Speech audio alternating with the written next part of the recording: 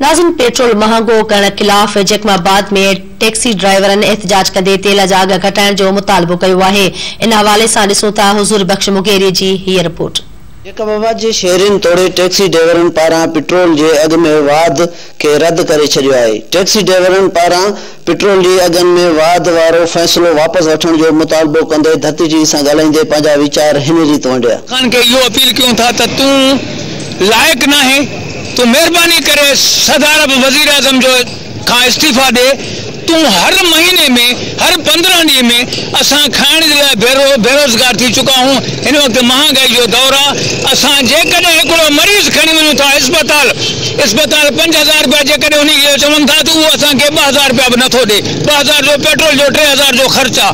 असां तमामु मुश्किलातनि में हूं। महिरबानी करे तूं इहो जेको महीने में 3 दफ़ा पेट्रोल चाढ़े थो, महिरबानी करे तूं इस्तीफा ॾे। तोखां इहो वज़ीर आज़म चढ़ी वियो आहे। ॾाढा घणा आहिनि असां वटि। हर शइ महांगो इमरान खान कंदो वञे थो।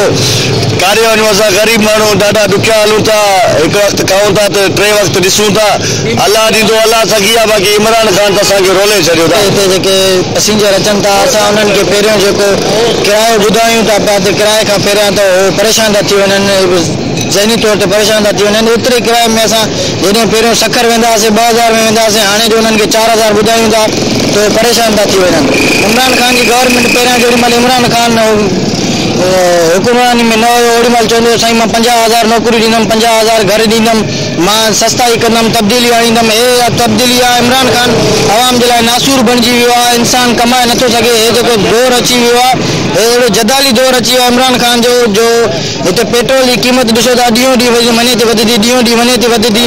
पहिरियों हुयो 146 रुपया, हाणे 151 रुपया थी वियो आहे। ग़रीब माण्हू टैक्सी हलाइनि था, ॾिसो था पाण गाॾियूं केतिरियूं बीठियूं आहिनि। हाणे असां पेट्रोल भराऊं या रोज़ी करूं या सवारियुनि सां किरायो ॻाल्हायूं था त उहो किरायो असांखे नथो मिले। मजबूरी खां असां जिते 1500 जो ख़र्चो आहे त असां 2500 ख़र्चो करे 1000 बचाए मोटी था अचूं। मुश्किलात इहा आहे त पेट्रोल जी ॾींहों ॾींहुं क़ीमत वञे थी वधंदी।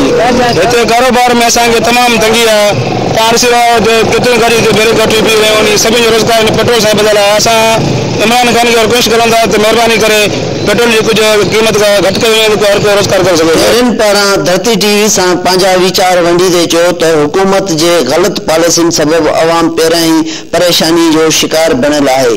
खाधे पीते जी शयुनि जो अघु कंट्रोल करण में हुकूमत नाकाम बणिजी चुकी आहे। उन्हनि चयो त इमरान खान खां मुतालबो कयूं था त हू इस्तीफ़ा ॾे जीअं अवाम सुख जो साह खणे। कैमरामैन शकील बलोच सां गॾु हुज़ूर बख्श मुगेरी, धरती टीवी न्यूज़, जैकबाबाद।